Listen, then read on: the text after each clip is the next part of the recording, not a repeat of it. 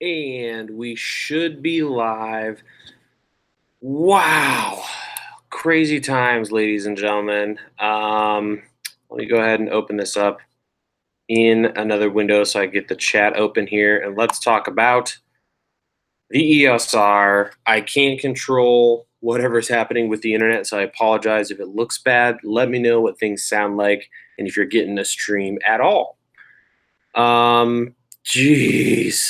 First things first.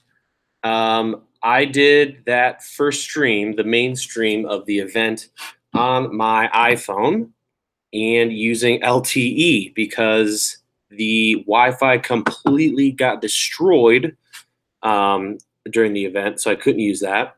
And LTE in that room was sucky as all get out. So that's what's going on with that. I apologize. I know it was it was just falling apart. But what was crazy is right before they went live, first of all, the embargo wasn't lifted until 9 p.m. But at around 8:10, they're like, anything goes from here. By the way, we will not be live streaming this. So I was like, well, I want to get something up so you guys can see what's going on since there wasn't going to be an official stream. And then I guess the video got picked up on some rumor sites and things got crazy. So, hello everybody. We got a bunch of people in here: Chemo, Zafar, Jack Docs, and others. Cool. So, let's go over some video specs because it's kind of a mess right now. We immediately after that event were able to get our hands on the camera, which was awesome, and a bunch of the adapters. I essentially grabbed a Canon guy. We went around grabbing different lenses and adapters to play with, and I and around 90 other people that are at this event will be able to, in the next 3 days, be able to play with this thing. So I'm hoping to get like 2 or 3 videos, really detailed videos about video on the new EOS R and the lenses and adapters. So the big one, the one that we all were terrified of, and unfortunately it's true, there is a crop when shooting 4K. At first, the person I was talking to from Canon was like, yeah, there's no crop, it's great. And so I was super excited. Turns out that person was not correct at all. So there is a 1.6 or 1.7 crop when you shoot 4K. So no 4K full frame on this camera, which is sucky. And their reasoning for that, they said, was quality. They felt it wasn't good enough quality-wise, so they didn't allow it. Take that however you will. Maybe the processor can't even handle it, and that's why they aren't doing it. Or maybe it's so bad that they knew they were going to get destroyed, so they didn't even offer that. Or they're going to come out with a camera that's twice as expensive that does full frame 4K. I don't know. Yeah, so it's pretty much a 5D Mark IV, but there's some crazy things that also I was not expecting. First of all, it does 10-bit out over HDMI, so that's great. And then it also has C-Log. So we have log, 10-bit, Canon color science, dual pixel autofocus, which is all great, right? And obviously a lot of that doesn't come with the 5D Mark IV. And obviously the big one is the mount as well. With that mount, you can use some of those crazy adapters. And really the way I'm thinking about this, and Jordan from DP Review, we were chatting and he made some great points about how this camera is going to be phenomenal with those adapters when you use EFS lenses. So if you're going to be vlogging and you really want that 4K, something like the 10-18, the 8-15, some wide angle lens. And I did do some tests, and all that stuff will be coming up here on the channel.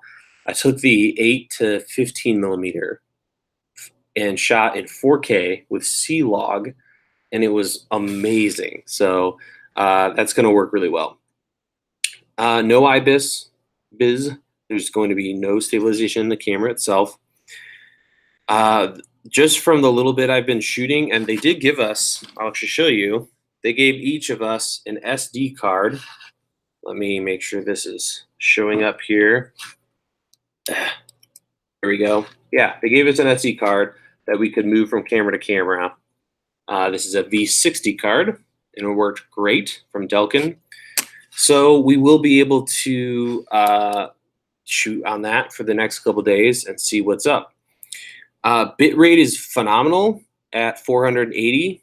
A lot of people won't be very happy with that because it's high, but it's really solid. So that's going to keep up with the likes of Panasonic. I apologize if all of this looks terrible.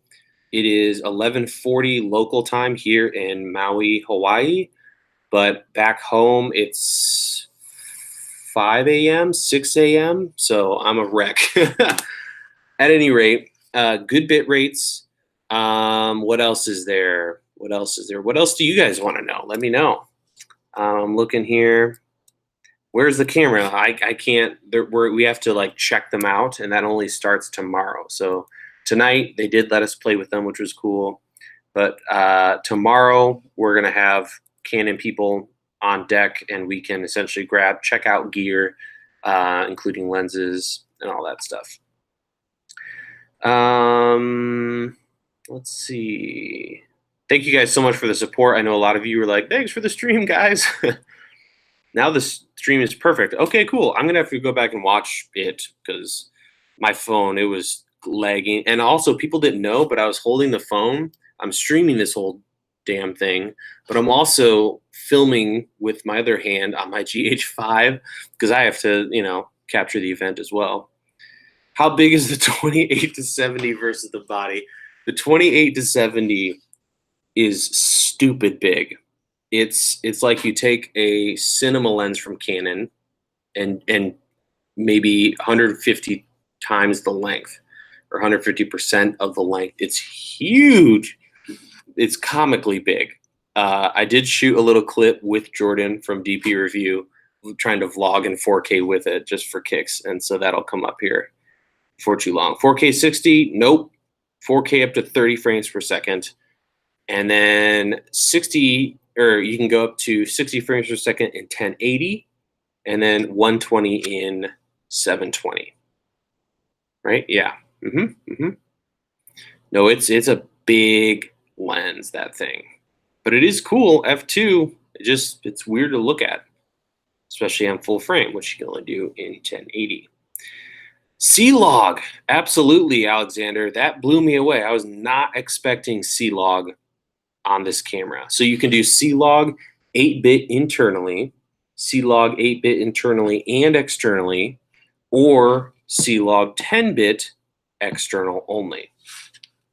So, dude, Adamus is going to see some love with those recorders they're coming out with. Check out that video on my channel if you haven't already. It's the last video aside from these live streams. That's pretty sick. So you get that little puppy on there.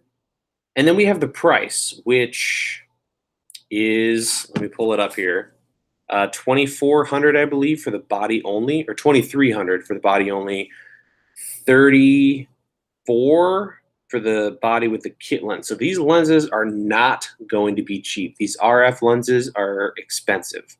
I got the sheet here, product pricing. Yeah, $2,300 for the body, $3,400 for the body, plus the 24 to 105. And what's crazy is I talked about availability with them. You should be able to pre-order this stuff this or next week, and then this thing is shipping next month. Like all the lenses and cameras we're playing with, maybe not all the lenses, but the camera bodies we played with tonight are production bodies. So these aren't pre-production models. So that's cool. It's not like they're like, oh yeah, this will arrive in 2019. ISO performance, I haven't. It looked okay. I didn't really get a chance to do low light performance. So all that stuff will come in the future. 4K mode, nope, not that I saw. Thanks for the kind words there, promo. 422 internal, I do not think so, but I need to confirm that. Battery, you know what? I didn't get a chance to do that. I tapped out. I wanted to get the stream done and up for you guys because I know it's kind of been a whirlwind of information and to try to tidy everything up a little bit. So we'll have to see I didn't even look. That's a great point. I totally spaced and didn't even check the battery to see what it is.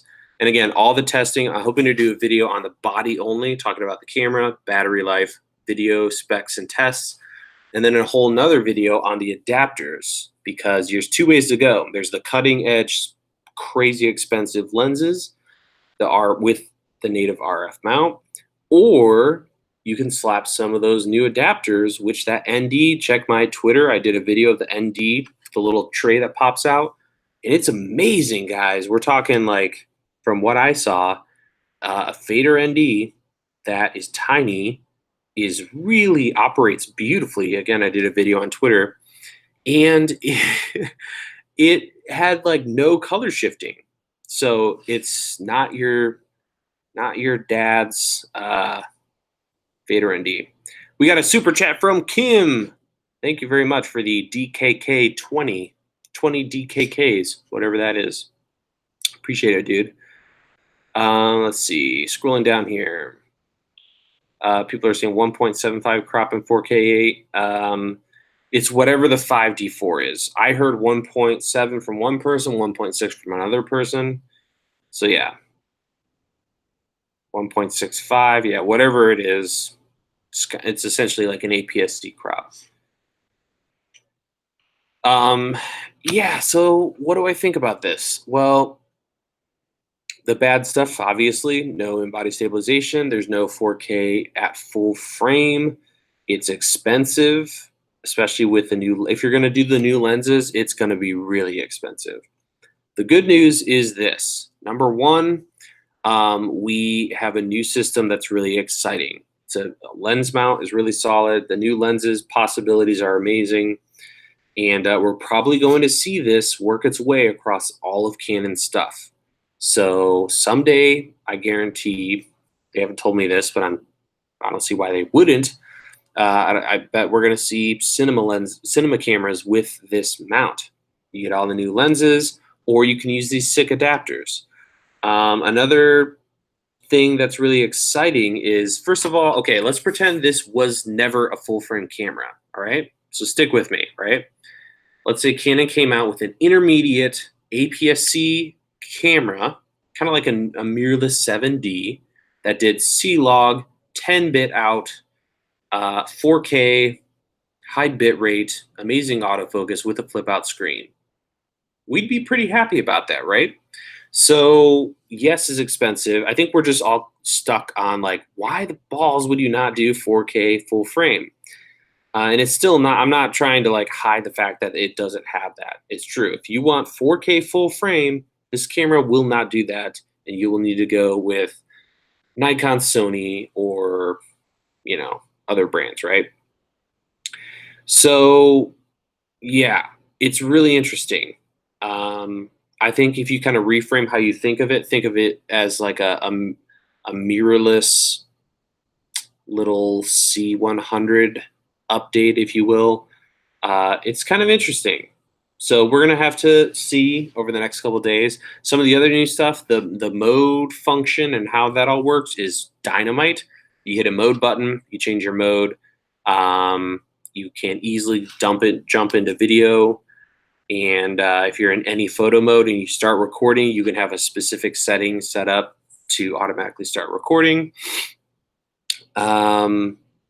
The ring on the lens, being able to set that to ISO or really all kinds of other things is really cool. That very front ring, which has got these little bumps on it. So when you spin it, it's not perfectly smooth. It's like clicks, if you will. What was the other thing? Oh yeah, the little no joystick thing on the back is weird at first. So instead of a joystick, there's that little slider. And essentially what that is two buttons. So you've got left and right. You can program those easily. And then it's also a swipe. So you can set that to your audio levels, zooming. You could do all kinds of crazy stuff with that. Flange distance, I couldn't tell you right now. I really didn't read the specs on screen. I was trying to stream and read y'all's comments and film at the same time. Focus peaking and assist features, we're gonna have to wait and see. I didn't get to that yet. rest in peace lens compatibility between mounts. Actually, it's the best it's ever been with this new mount, because with the adapters, it's just like having a 5D and just like having a crop sensor Canon camera, and it's an RF mount. So it does everything, and it'll work with dual pixel, STM, non-STM, image stabilized lenses, all that stuff. So yeah, the way I'm kind of thinking of it, and again, we're going to be shooting in the next 2 or 3 days with these cameras and these lenses and these adapters. I'm thinking of it like a mini, like kind of like a mirrorless 7D Pro, where it's a crop sensor, 4K, great bit rate, C-Log, 10-bit out. And if you throw that adapter on there with that variable ND, now you've got ND, right? Pretty sweet. So, but it is expensive. It's, if you just want full frame 4K, this is not the camera for you, because it straight up won't do that, but it's also expensive compared to the other options. Future Canon won't fit on, Micro Four Thirds and Sony. Yeah. So Canon is not supporting third party for this mount right now, and maybe never. So it might be a long time before we see adapters that are compatible. So yeah, you're pretty much, yeah, you won't be able to use third party RF lenses essentially.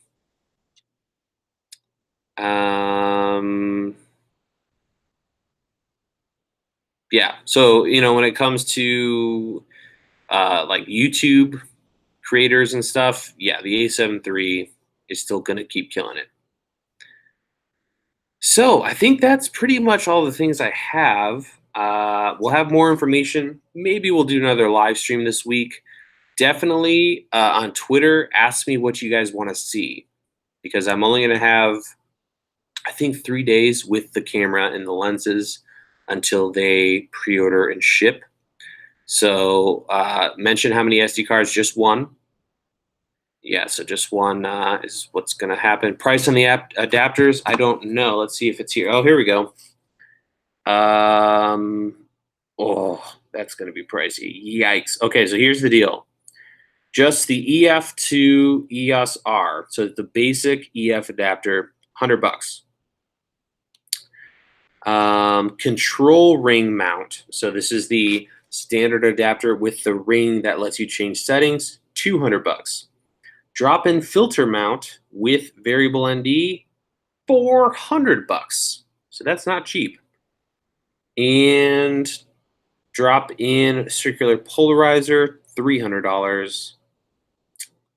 Yeah, so that's what's up with the adapter. Slow-mo frames per second, up to 60 frames per second in HD, and 120 frames per second in 720. And I think that's going to, what's up with dynamic range? It's probably going to be really darn good. If you do 10-bit output to like that little Ninja Inferno, pretty hot, pretty hot. The flip out screen is insanely good on this thing. It's fully metal, so it's like no other camera that I've worked with.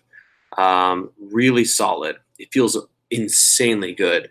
Completely metal, powder coated, it seemed. So yeah, I like that a lot. But it's not going to be a cheap system, guys. And it's, unfortunately, it's their cheap camera from the system. So we're not going to see cheap full frame from Canon. It's just not going to happen. That does 4K. For that, you're going to have to go to Sony. So hopefully what will happen is Canon's going to feel that by a lot of people still going with Sony. And then at the end of the day, sadly, we're second-rate citizens, if you will, if we're video people, because Canon's like going to be like, well, why don't you just buy a cinema camera? Buy our, our whatever $30,000 C700 if you want full frame. So that's unfortunate. Hopefully, also what'll happen is they'll update their processors in these cameras, and maybe we'll get a different sensor that can actually do all this stuff. So yeah, did you try with an external recorder? I have not. And yeah, I'm just live streaming from Google directly. I'm not using OBS because I'm on a different system for this trip. So that's going to do it for me, guys. I'm going to go to bed. And then tomorrow morning, it's going to be hitting the ground running, doing some more tests. So thank you guys so much for watching. Again, let me know what you guys want to see over on Twitter or here on YouTube. And I hope you have a wonderful night or morning or day, really. I believe it's pretty much daytime now for you guys. So that's going to do it for me. Have a good one, guys. Peace. Oh, didn't hit stop recording. That was awkward. Now we're leaving. Bye-bye.